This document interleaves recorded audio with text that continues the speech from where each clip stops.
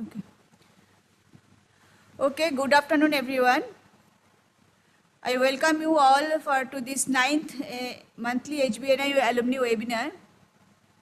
I welcome all the students who are students and all participants who are online and offline here.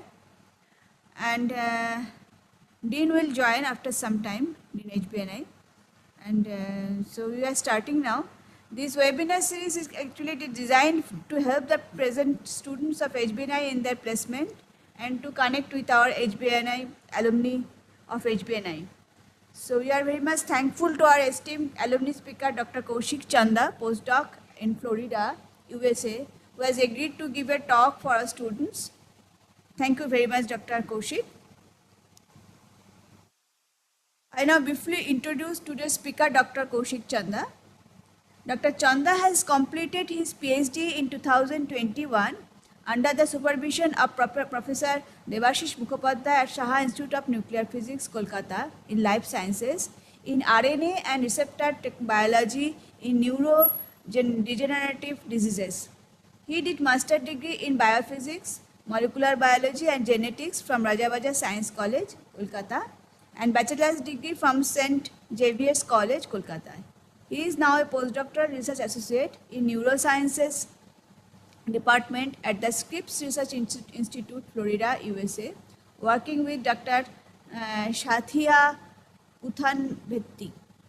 His research interests focus on basic and cognitive neuroscience, neurodegeneration, molecular biology, and genomics with an emphasis on non-coding RNAs.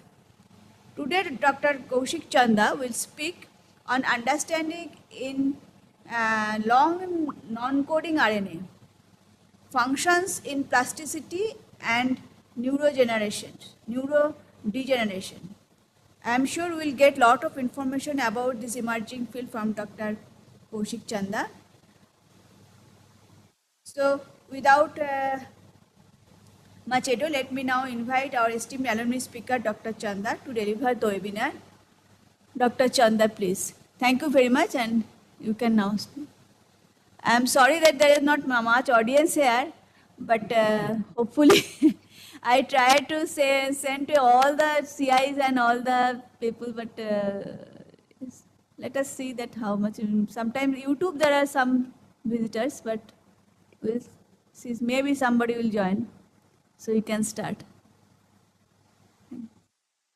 Dr. Chanda, please.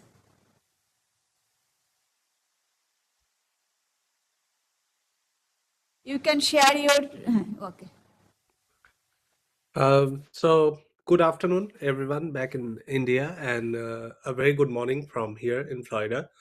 So on the outset, let me thank the HBNI organizers and HBNI, and especially Professor Dipandita for taking this grand initiative of organizing these HBNI alumni webinars. Am I audible? Yeah. Very. Okay, yeah, and it's very a thing of pride for me to give a talk on what my previous research and a part of my current research is in my alma mater. So as you can see here, the title of my talk today is Understanding Long Non-Coding RNA Functions in Plasticity and Neurodegeneration. So I am a postdoctoral research associate in the Department of Neuroscience at UF Scripps Biomedical Research in Florida. So as you can see from the name of the title itself, it says long non-coding RNA. I won't go into much details about any of the topics for the interest of time, but I'll just skip over the basics of it. So as you can see here, the non-coding RNA, what we previously thought were junk RNA in the terms that they do not code for any protein sequences. In the few years that we have started research on this exciting topic, we have found that they actually are very functional, even more functional than some of the proteins that we know of, both in the human genome as well as the other genomes of the model organisms. And here I've briefly summarized the different forms of non-coding RNA, which includes the ribosomal, transfer, small nucleolar, SNO RNA, microRNA, circular RNA, which is a very exciting field. I'll be talking about this in a little bit, PV interacting RNA, and scar RNA. So I don't know why the link RNA is not included here, but link RNAs are essentially RNA molecules, single-stranded, which are greater than 200 nucleotides in length, which have like varied functions. So that's basically summarizing the different types that we study in the field. And it's very safe to say that we are living in an era of RNA biology. So, starting from 2020, like post COVID, when Charpentier and Doudna won the Nobel Prize for developing a method for genome editing using CRISPR-Cas9, the essence of the CRISPR-Cas9 is a guide RNA. So, without RNA, the CRISPR doesn't work. That was followed very closely by the Nobel Prize in 2023 given to Carrico and Weizmann for research into specifically mRNAs and using them as vaccines against a plethora of diseases. And then the most exciting thing for us, at least for me, because I did a lot of research on microRNA in my thesis studies, this year the Nobel Prize Committee deemed it fit to give the prize to Ambrose and Rufkun for their landmark discovery on microRNA and its role in regulating gene regulation. So this is basically I'm trying to sell to everyone who's listening why the field of RNA biology, which I'm pursuing, is such an exciting field and holds such enormous potential. So with that, let me go into a little bit of my studies. So a brief history about me is that I started my PhD studies under Dr. Devashish Mukhopadhyay at SINP. So basically, our lab is like a proteomics lab. We look a lot into different forms of regulation of the proteins, focusing on Alzheimer's disease and other NDDs like Huntington's. So I planned initially to start my PhD on a subclass of molecules which are called receptor tyrosine kinases. So they transmit the signals from the cell surface into the intracellular part and back again. But then I had an opportunity to collaborate in a paper uh, with the erstwhile head of crystallography division, Professor Nitai Bhattacharya, with whom I had my first paper in RNA biology, and we were looking into this very exciting class of molecules called link RNAs, long non-coding RNAs, and that's where my interest got into the field, and it's been paying a lot so far. So my first interest of study pertaining to my thesis was to look at a link RNA called MALAT1 and how it's regulated in the Alzheimer's disease. And on the left, what you can see is basically the method of the study. We had tissues from both Alzheimer's mice as well as controls, and we purified the RNA from the brain sections, prepared the cDNA, and did something which is called a link RNA array. So it's basically like a qPCR based study, and you can get differential regulation expression from those. So the results on the right in the form of a heat map shows that compared to the wild type 1 and the wild type 2, the AD transgenic 1 and transgenic 2 had lots of differential regulations of like around 43 link RNA genes, of which I have highlighted GAS5, NEAT1, MALAT1, and MEC3, which I'll be talking briefly about in my talk. And for the purpose of this study, I only looked at the specific link RNA called MALAT1, which has already been implicated in various forms of cancers and other pathophysiological conditions. So we validated what we saw from the link RNA array in three concordant platforms. So one was the mice itself, one was a cell culture that we developed in-house by treating human neuroblastoma cells with the pathologic form of the disease-causing agent called amyloid beta. And then we also had tissues from human brain samples. And as you can see from these three panels here, MALAT1 was significantly downregulated in all of them. So we were confident that this is not just an off-target hit, but an actual functional thing which is happening. And interestingly, as you can see from this graph here, MALAT1 is one of the most enriched RNAs in the SHS5 cell line, even more than some housekeeping genes like U6 snRNA. So I am basically a looking biology person. And what do I mean by that?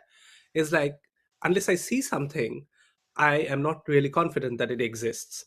And this has pushed me to do a lot of imaging, microscopy, confocal, super resolution.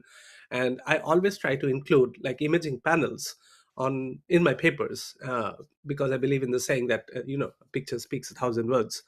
So what here we did was we did something called FISH, which is fluorescence in situ hybridization, using this MALAT1 specific probes, which are in red. And as you can see here, inside the cell nucleus, they form very distinct clusters, which are very separate from how the DNA will be, which is shown here in the nucleus in blue with the DAPI. And in the merged panel, you can see that they do not overlap, which makes sense, right? Because one is an RNA, one is a DNA.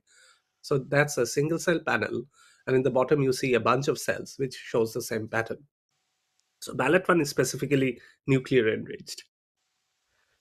And then we found that MALAT1 interaction is unidirectional, and it basically acts like a sponge to regulate three major forms of microRNAs, which is given here, which is 200A, 26A, and 26B. And when you overexpress the microRNAs, there is no significant change in the MALAT1 expression, which is in the panel B, which brings us to the cartoon that the link RNAs are effective sponges for microRNAs, but not the other way around. We also found that MALAT1 is a very strong interactor for a protein called FUS, which is RNA binding protein, which is now implicated in a variety of neurodegenerative diseases, especially ALS. And it regulates gene expression, it regulates protein protein interaction, and so on and so forth. So, in this paper, we could not actually find what is the biological significance of this interaction, but it was good enough to pull down MALAT1 from the total cell lysate and then probe whether it's actually interacting with the microRNAs or not. So that's given in this graph here. So when you're pulling down MALAT1 with the help of FUS, in the same lysate, you see the enrichment of these three microRNAs, which directly proves that this link RNA and the microRNAs are interacting. So this microscope panel here shows FUS, which is again nuclear localized in green, MALAT1 in red, DAPI in blue, and then you have the merged panels, that the single cell resolutions as well as the cell populations. And downstream of these microRNAs, let me go back, 200, 26, and 26B, we found that these all target a receptor tyrosine kinase called EphrinA2, which we found to be pro-survival in AD scenario. As you can see here, that EphA2 goes down when there's A beta in the cell. But when you overexpress EphA2, then there's functional recovery of several pro-survival proteins in the cell, the most important of them being phosphocreb, which helps in synaptic plasticity, as well as synaptophysin, which helps in synaptic connections. So we could validate that. And at the top of this axis sits the link RNA MALAT1. So this is basically the schematic of what I talked so far. And this is the paper which came out of it in 2022, I believe. So that's one link RNA. I promised to talk about four of them, so that's one. So in the second project that I had, I am fascinated with the cell cytoskeleton, right? So if you are imaging something called actin or microtubules, which form essential components of the cytoskeleton, they give out like beautiful pictures. And it's my long-standing interest to study how these are regulated. And we got a chance to do that here. So we found that there's another receptor tyrosine kinase called ROR1, which is deregulated in AD. As you can see from the Western blots here, that ROR1 levels go significantly down due to A beta, as well as a lot of cytoskeleton proteins like tubulin, smooth muscle actin, and vimentin. But we really couldn't figure out like if this deregulation of the cytoskeletal proteins could be regulated by an axis like I showed in the previous study, comprising of a link RNA, the microRNA sponging, and a downstream RTK. So we started this project like from the top, like from the RTK side. And this micrograph panel shows that what happens to the cytoskeleton when it is exposed to the pathogenic A beta. From the top panel, you can see that in normal conditions, you have these beautiful straight parallel fibrous structures of the actin. But when the cells are exposed to A beta, then this actin network basically degrades and forms the globular forms. As I said, ROR1 is sort of a microtubule associated protein. So we try to look what it functions in the cell when it's overexpressed. So from this top panel, what you can see that when you overexpress this protein, the cells extend something which are called neurites, which are like sort of an extension what the cells do to connect with other cells, which is in the panel here. They form like a bunch of neurites. But the more interesting thing is this ROR1 protein definitely has a role in cell division, because you can see it's enriched in something which is called the polarization during cell division, as well as the dividing boundaries between the cells, which are called cytokinetic bridges. And again, we found that when you are overexpressing ROR1 in AD-like scenario, which is in the Western blots here, there is functional recovery of several key cytoskeleton proteins like MAP2, smooth muscle actin, vimentin, and vinculin. And interestingly, we also found that when you are overexpressing ROR1 in the background of A beta, there is not just an increase in the neurite numbers. So the neurite numbers are not significantly increased because there's a pathological cue in the background, but the neurite lengths are like extremely elongated, which basically means that the cells are trying to make more functional connections in an AD so that the cells can survive the onslaught. And this actually translates into the functional dynamics of the actin, which shuttles between the fibrillar versus the globular form. And as you can see here, when you're overexpressing ROR1, there is more the fibrillar actin compared to the A beta, where there is more globular actin, which means that the cytoskeleton of the cell is more stabilized. And like the previous study, we also found that ROR1, through the help of a link RNA called NEAT1, basically sequesters these two microRNAs, which is 146A and 34A. And the regulation of this microRNAs by the link RNA NEAT1, which is again a nuclear localized link RNA, as you can see from the confocal images here, it's very nicely inside the nucleus in structures which are called paraspeckles. It can sequester the microRNAs, which may be bad for the cells, and these microRNAs can in turn downregulate the ROR1 RNA, leading to the downregulation of the protein. So if you're perturbing NEAT1, you're essentially perturbing the entire axis. So again, this is the schematic of the entire story. And on the right, you can see like the paper which came out in 2021 in Scientific Reports. So in summary, these two papers show you that there are a subclass of link RNAs which are nuclear enriched, but then they are having very specific functions in regulating different forms of the cellular dynamics in an Alzheimer's disease context. So there were three other papers from my PhD studies, which I'm not going into the details for the interest of time.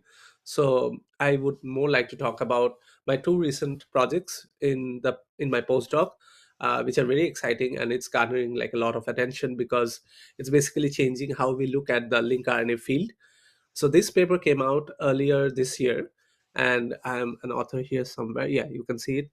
So this in this paper we looked at link RNA called SLAMR, which is specifically in the synapses. So synapses are basically connections between two neurons, right?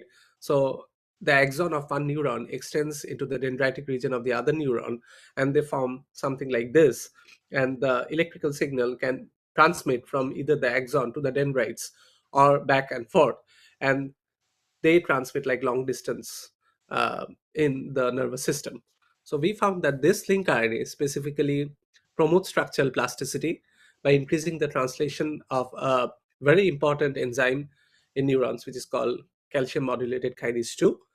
And by plasticity, I mean that um, our brain is not fixed in time and space.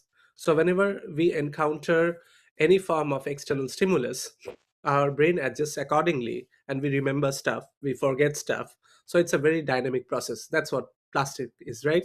It's it basically deforms and keeps that deformity. So, something similar goes on inside the neurons as well. Depending on the stimulus, it changes its structure, and how strong that signal is determines how strong that change will persist over time. That's the basis for memory formation. So to start this off, we basically did a mouse model study, which you can see here in the cartoon. So mice were trained in something which we call in behavioral neuroscience as contextual fear conditioning. So basically, they are given like a food shock in a context, and then they are taken out of that context and only given a shock. So depending on these three situations, which is like your control, your context, and your shock, there are different regulations of the gene going on in the brain, which helps in remembering that shock. So after training the mice in CFC, we could isolate the brain sections and a specific region of the hippocampus, which is in the figure here, called the CA1 or cornu 1, through laser capture microdissection, and then isolate the RNA from those sections and analyze the genes. So what we found here, where, like I said, NEAT1 is very important. So that is deregulated, as you can see here. But the interest of our study was the most significantly enriched link RNA, which is this big number here, 1700 something reg, which we later shortened to D17 reg for the ease of saying it. And as you can see here in the validation experiments, that D17 reg is actually super enriched in the context plus shock, which means that trained mice who learn that there's a shock have higher expressions of this link RNA in that region of the brain. And the other positive controls were the early response genes, EGR1 and CAM kinase 2B. But interestingly, it was found that this link RNA is specifically enriched only in the CA1 region of the hippocampus, not other regions like the CA3 or the dentate gyrus, and which was validated by, again, by immunohistochemistry, as you can see here, using a specific D17 rig probe, which is in red. The DAPI is in blue, and only in the CA1 region can you see this enrichment of the D17 in these neurons. And the sense probe is basically the control. So apart from the mice brains, we also saw the same enrichment in the neurons. D17 you can see in green here, and we also found that when you overexpress this link RNA, neurons which are in culture, which are called cultured neurons, they have more dendritic arborizations. So what do I mean by that? So what you can see here is a control neuron which have these branches, right? So neurons are having the axons and the dendrites, but not just one axon and not just one dendrite. So the axons can sub-branch into different regions as well, and the dendrites are like manifold. So depending on your structural plasticity, the more the branches a neuron has, the more is its potential to form millions of connections with the adjacent neurons. So we found that SLAMR overexpression actually increases these dendrites, which you can see clearly from the comparison here. And on the other hand, when you're knocking down SLAMR, then there's like a decrease in the dendritic arborizations. So not just the branches, this panel here shows you something which are called spines. So spines are very fine ultrastructures which are found in the neurons, both in the dendrites and the axons. So they are actually the regions where neurons make active connections. So we have different forms of spine like the mushroom, stubby, and thin. But the most important ones are the mushroom spines, which helps in active connections making. So D17 not just increases the synaptic arborization, but leads to an enrichment of at least two spine types, which is shown here as thin and mushroom. The other, so I'll just be giving snapshots of the story because it's a netcom paper, too long to tell you all in this one meeting. But one of the most interesting highlights of the story was that when you do something called a puromycin label, which is basically looking into if new proteins are synthesized within the cells or the neurons. And keep in mind here that neurons are post-mitotic cells that do not divide. So depending on the context, if it needs more protein, it has to locally synthesize that protein during that time. So we found that when you're overexpressing SLAMR, there's a burst of protein expression, which is given in red here in the cells. And the others are just counterstaining with GFP and tubulin and the MERS panel. And when you're knocking down SLAMR, there is a reversal of the protein synthesis or a decrease in the protein synthesis compared to your control cells. So this holds like enormous potential that a link RNA somehow is regulating the translation machinery and giving a higher readout of total protein in the cells. So this is being followed in an independent project in my lab. And like I said, I believe in seeing stuff. So here we were the first group to report the transport of link RNAs within the neurons. I don't know if you can see the movie. Let's see. So each of the black particles that you see which are moving are these link RNA adapter. So they go into spines. They are transported from the left, which is the cell body, to the right, which is like the more distal side of the cells. So they have anterograde and retrograde transport, what you can see here. So this is another movie which shows the same. And from these images, we can basically make something which are called chymographs to see how fast these particles are moving, what is the run length, how they're interacting, so on and so forth. In the same context, we also saw that if you delete specific regions of this link RNA, which are basically the 92 to 289 nucleotides, as well as the 898 to 1130 nucleotides, this dynamic movement of the SLAMR molecule are differentially regulated. So on the top panel, what you can see here, the SLAMRs are moving very fast, which is like normal for the cells. But in the lower panels, the images in the like the dots in the green, so they are moving either slow, or they are being transported less, or they are stopping at specific points. So this was all done in primary mouse hippocampal neurons with the help of light cell imaging. And as I said, like this paper came out in netcom, so if anybody's interested, I can send the link or the paper itself. So this is the first project which I did which came out, and this is the more recent project which I'm working on as my first author paper. So here we are looking at a link RNA called gas5, which we found out to be acting as a tunable scaffold for mediating plasticity in the form of cyclic AMP signaling in hippocampal neurons. So this is under minor revision in the Science Signaling Journal. So we started this project by looking at the differential regulations of genes uh, due to two learning paradigms. So when we make new memories, that is basically called long-term plasticity, right? Where we acquire new memories and consolidate them so that we remember them for a long time. So the opposite side of the story is something called LTD, or long-term depression, where like there's pruning of these connections between the neurons, and if a memory is not deemed to be that important, then you eventually forget it over time. So these are two different mechanisms which the all the neurons in our brain actively goes into back and forth, because we have a limited number of neurons which do not change over age. And it is very important that these two forms of plasticity have like a very good balance. And there were no studies till date which can delineate these two processes in terms of molecular signatures. So that was the idea behind this paper. So to elicit the long-term potentiation or remembering, we used a chemical which is called forskolin, which you can see here. And to elicit the forgetting part, we used another chemical called DHPG. And then we isolated the RNA from the cells and did total RNA sequencing, which comprises the mRNA and link RNA, as well as microRNA. So as you can see here, one of the most enriched link RNAs in the remembering part was a link RNA called gas5, and there were other link RNAs also in the different regulation axes.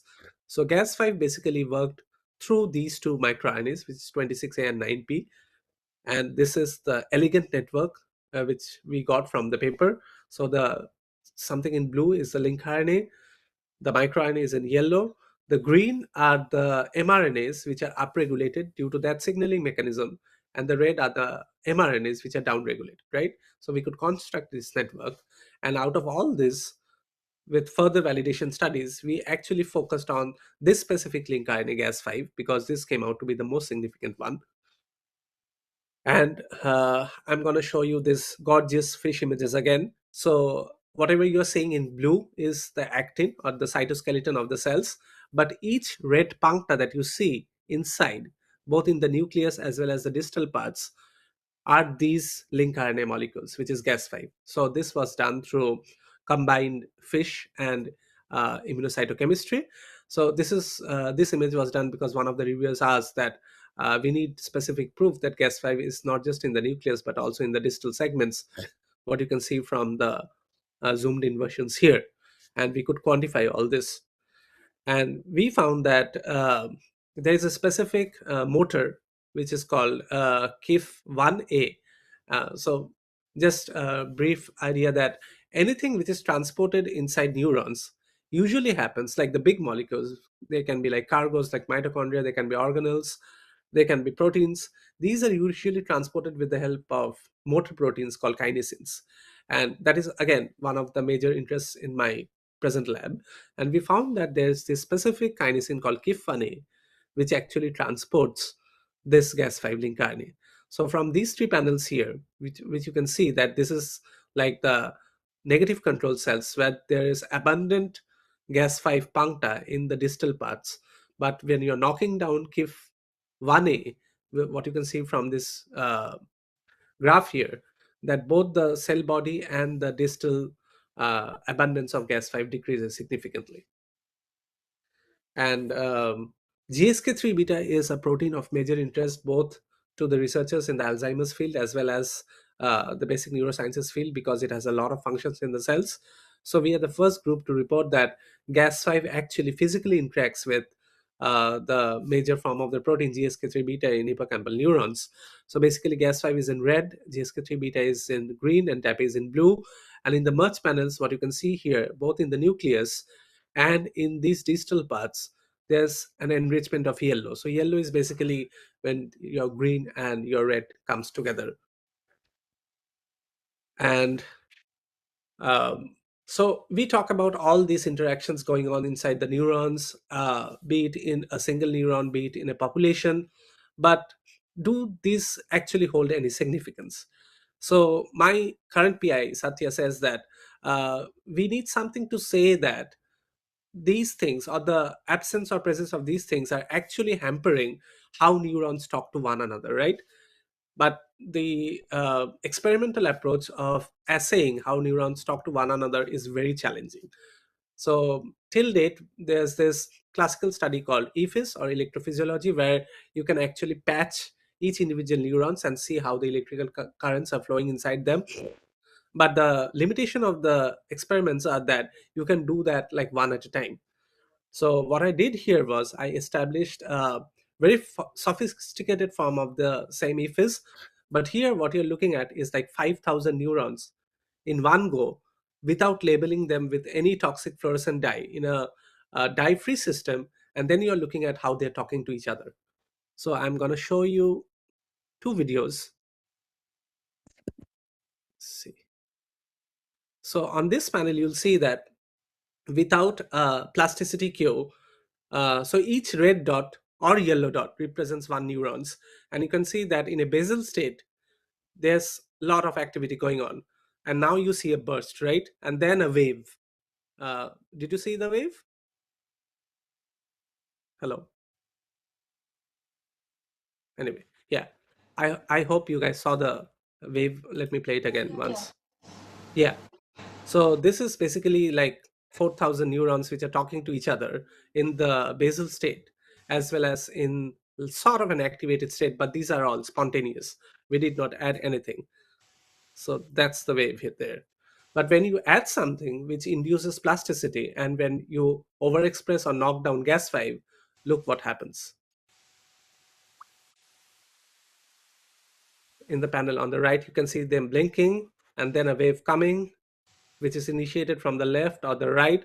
But what is interesting here, if you look at the entire time lapse and then quantify how long these neurons are talking to each other or communicating, you'll see that given the brief window where they are not talking, which is basically called a refractory period, these waves are more intense in number and more neurons are participating in it, and it like sustains for a long period of time. So this was a very exciting piece of data for us, because people have not really shown how the link RNAs can actually affect how a neuronal population talks to one another. So this is a first for any group. Okay, so that concludes my second field, second project basically. And as I said, that it's under a minor revision in science signaling. And the last topic, for the interest of time, that what I'm going to talk is basically a very novel field of research called circular RNAs. So circular RNAs are basically, as the name suggests, a circular form of the linear RNA counterparts. But since they're circular, they do not have a free end, so they're more resistant to endonucleases, right? So they have longer half-lives within the cells. So what I did basically was I tried to look at if circular RNAs could mediate synaptic plasticity, and the method of study for this was we had the same primary hippocampal mouse neurons. We induced something called a ChemLTP, which is chemically induced long-term potentiation with the help of a specific buffer and glutamate, and then isolated the RNA from it. And after validation that it's actually working, we submitted that to a company called Aristar. They did the circular array for us, and we got like a lot of hits. So this panel here basically shows you the validation for the ChemLTP. So whenever there's a learning induced paradigm which activates the cyclic AMP signaling pathway, there is enrichment of the phosphor form of a protein called CREB. What you can see here, the phosphocreb levels goes sharply up in the 10 minutes, but then again goes down in the 3 hours. But the both the 10 minute and the 3 hour time points are more compared to your controls. Although the basal level of the non-phosphor remains the same, GLUR2 similarly shows like an oscillation, an increase, and then a slight decrease, and beta-actin is my control. So this was validating that my uh, KMLTP is actually working. And since you're looking at the phosphocreb levels in a Western blot in the protein forms, I also devised a new experiment where you can actually look at the phosphocreb levels through microscopy and quantify the intensity of the phosphocreb staining, which is like a parallel validation of the same thing. So in these two upper panels, you can see that there's a 0 minute control. And what I want you to focus is on the nucleus of the cells, which are here, in which you can see there's less green color or less intensity. But in the 10-minute time points, which you can appreciate that each of the nuclear phosphocrebs goes way up, like about 7 to 8 fold compared to the controls. And you can actually quantify this.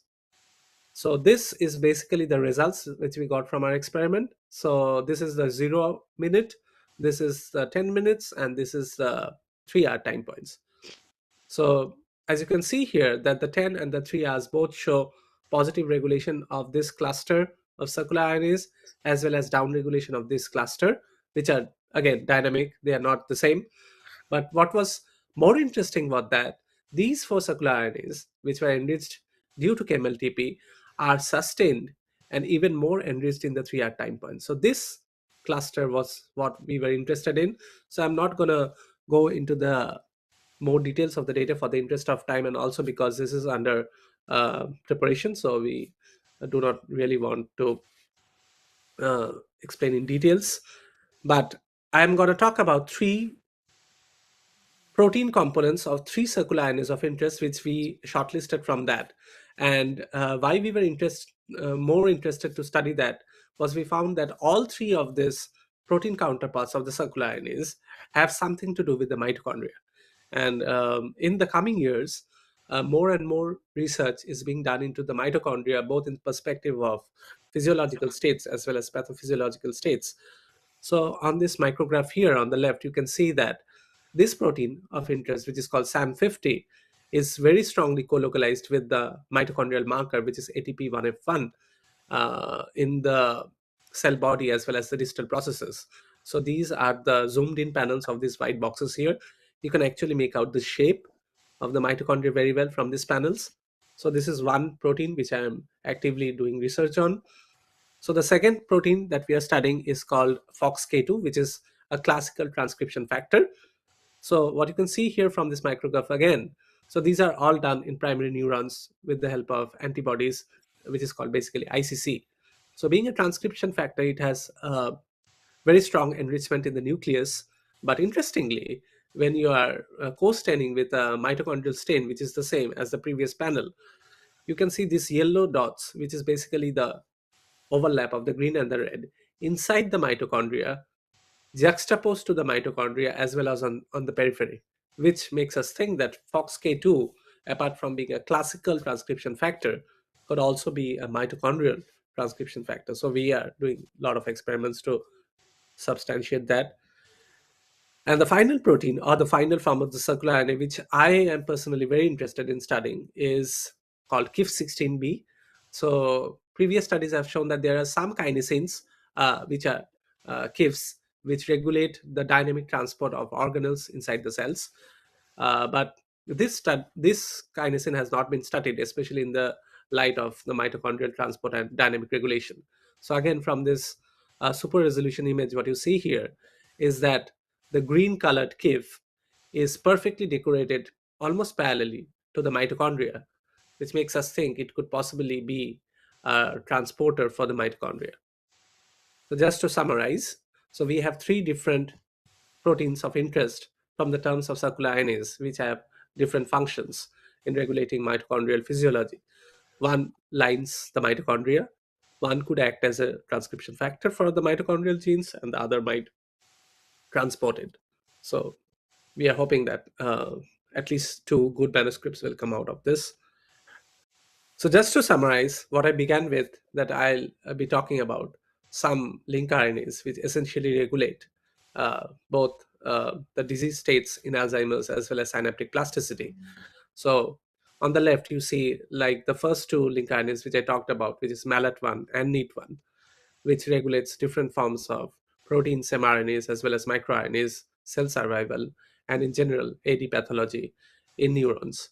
But on the right, you have cytosolic link RNAs, which is Gas5, SLAMR, and other, which I didn't have time to talk about today, adapter, which again regulates different forms of the physiological states of neurons.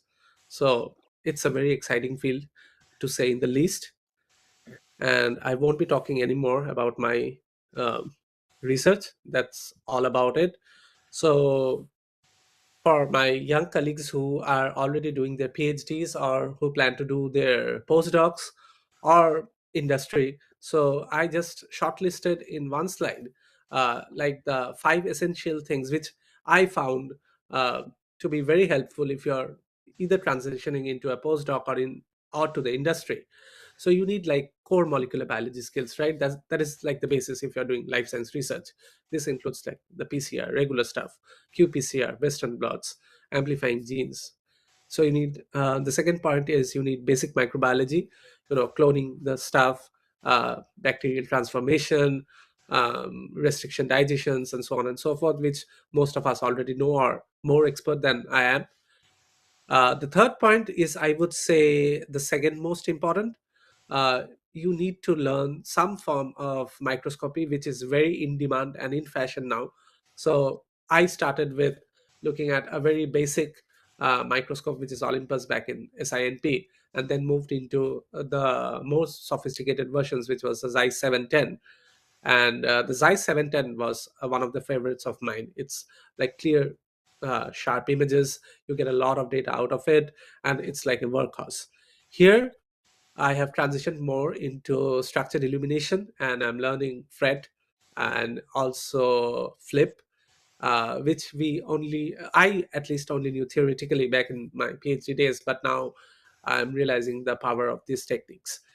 And the most important point, what I would say right now, is genomics work.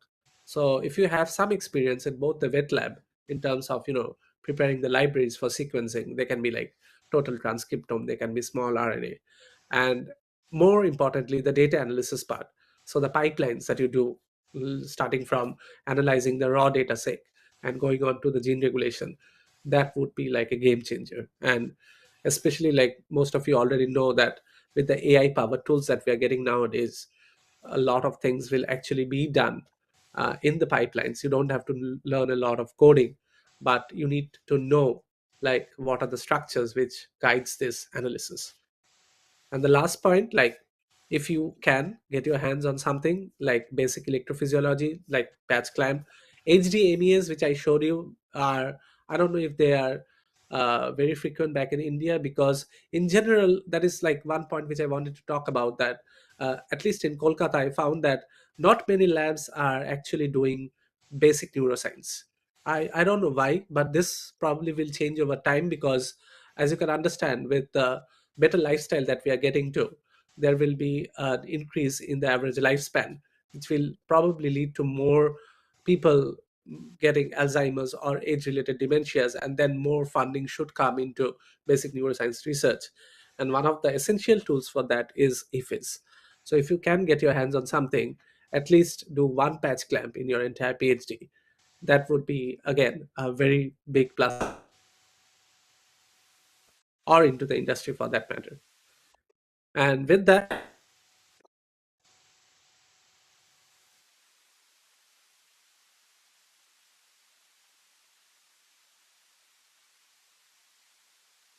Hello, Kaushik. We cannot hear you now. Hello. Can you write? Can you write in the chat box? We can't hear the main Scripps, which is in California. So I am not really sure about that, but I can find out if somebody's interested. And I also have a secondary affiliation to the Max Planck Florida Institute, which I have listed here. So you can also see all their open positions there. Very new and dynamic. So they always have openings for some sort of the other. And what I found was the most helpful in terms of industry openings is this. Uh, they have this organization called Cyroi, which I've listed here. So this lists all the job opportunities, both for people who are trying to transition back to India or trying to remain either in the States or Europe. And they have very good industry academic collaborations. So they have talks about industry experts from time to time. So every month or so, just go to this website and they'll have all the updates there. So I would like to acknowledge, of course, Professor Debashish Mukhopadhyay, who has been my mentor for almost like half a decade, and he is a very cool PI. He lets you think, make mistakes, and learn from your mistakes, and supports you in every step of the journey.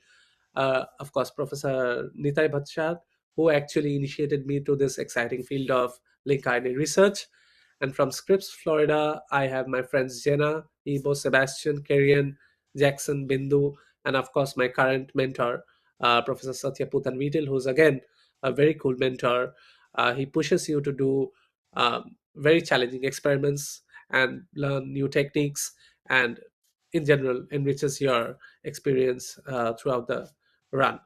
And the major part, almost all of my PhD was funded by HBNI. Thanks to HBNI for that, for both my GRF and SRF. And the other grants which helps me do my research here are listed here. And that's all. Thank you. And I'll be happy to take any questions. Thank you, Dr. Kaushik, for such a wonderful talk. Uh, Thanks. and I'm sure that students will be very much benefited for your talk. So I'll first see that what are the questions from the audience here. So Sure. please, any questions? The students are here, so okay, then you can use the mic. Introduce and then you just switch on the mic. And then there, switch on the mic. Okay. Hello, sir. Hi. I'm Pragati Doke. I'm newly joined JRF student. Mhm. Sir, it's not a technical question. I just want to ask you one thing. Some topics you have mentioned in your last slide, that is, which are important to get a better postdoc and to enter into the industry.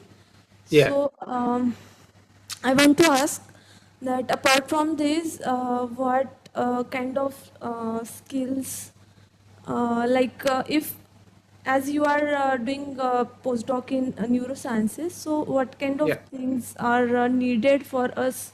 As I'm just doing a molecular biology to Yeah. into in your field. So, Thank you for the question. And I would say, like, whatever tools I use, basically you use too. So I'm basically a molecular biologist, and then my focus or interest is in neuroscience.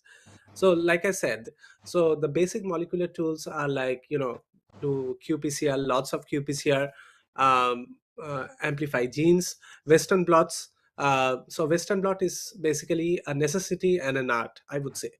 Even in this era of very hi-fi proteomics and mass spec and so on, nobody questions Western blot data. if you have like a very clean Western blot which shows that this protein is up or this protein is down, and you have good controls, nobody questions that. So I would say like Western blot is a major force. And like I said, microscopy helps a lot. So basically, I have been trained on confocal and super resolution, but you don't need to learn super resolution to get a postdoc job. You can do like you can do like basically phase contrast microscopy as well, depending on what you're studying. But confocal helps a lot. So basically, you can stain different molecules with different fluorophores and either do like live cell imaging to look at the dynamics, or the fixed cells to look at localization. And from the same fixed cells, you can do like lots of post microscopy based data analysis if you're using like FRET. And from the live cell imaging, you can do like FRAP or FLIP, which basically shows you the particles in motion. Genomics helps a lot, because what basically we are now studying is like big data sets, right? Big data, you have all heard the term, I guess. And you start with a disease mechanism or something, and you take a control and you analyze like what are the genes which are up or down compared to a control and treatment groups.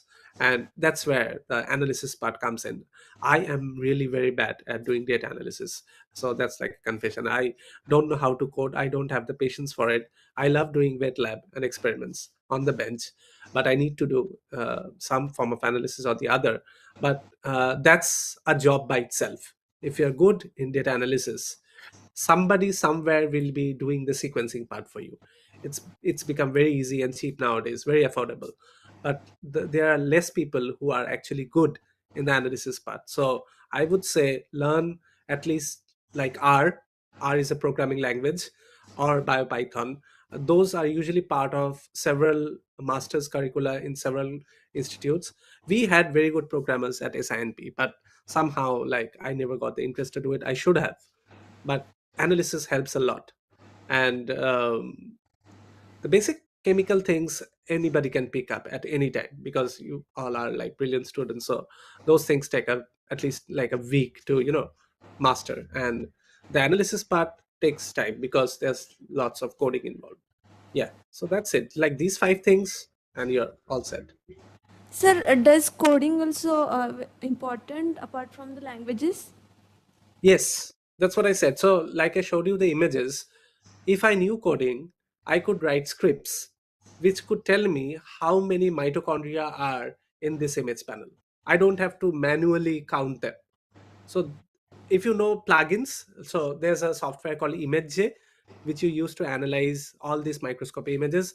So, ImageJ uses plugins which are customizable, right? You can write your own scripts and they can do a lot of analysis for you, even from batch data series. So I think you can get most of the plugins in GitHub. So people use like mitochondria analyzer or flow intensity studies, but you can write and customize your own script. So yes, coding helps. Okay, so thank you so much, sir, for Yeah, such an elaborative answer. thank you. Thank you. There is a one question in chat box. The Yeah, stability of link RNA is comparable to other RNAs, for example, example mRNA. mRNA. Yeah, I say it. That's a very good question. So one of our reviewers in the gas 5 paper was not really sure if this link RNA can act as a competitive inhibitor of the microRNA to regulate this mRNA. So so my short answer is yes and no. So there are some link RNAs which have very long half lives compared even to the mRNAs. For example, the nuclear enriched ones. But I would say like the cytosolic link RNAs, not that much, because they are dynamic. They are made, sorry, depending on the context. And that's where the field of research is slowly shifting into circular RNAs, which I showed in the last couple of slides. Because of the inherent nature of being circular, they're more resistant to endonucleases, and they live inside the cells for a longer period of time to affect different functions. But in terms of the link RNAs, I would say that depending on the context, their half lives matter. So if there's like synaptic plasticity, as I showed you, there's this specific link RNA which we studied called SLAMR. It stays in the brain for a long period of time. But there are other link RNAs which degrades depending on the context. Again, in cancers, we have seen that. So MALAT1 was one of the link RNAs which was basically studied in the terms of metastasis in lung cancer, right? That's where the full form of the name is. So it was found to persist in the cancer cells for a long period of time, even more than the mRNAs. I hope that answers your question. Any other question here? You were discussing that about that some AI tools. Are you using AI tools for analysis? Which are those? Okay, so UF, so basically my affiliate Umbrella Institute now has an AI university itself. So what they're Okay. trying to do is automate a lot of the pipelines, but I think that hasn't come into action as of yet right now, because maybe, I don't know if you guys know about the recent Nobel Prize in protein engineering. So they use something called an AlphaFold. So that basically predicts like all the structures. We use AlphaFold a lot.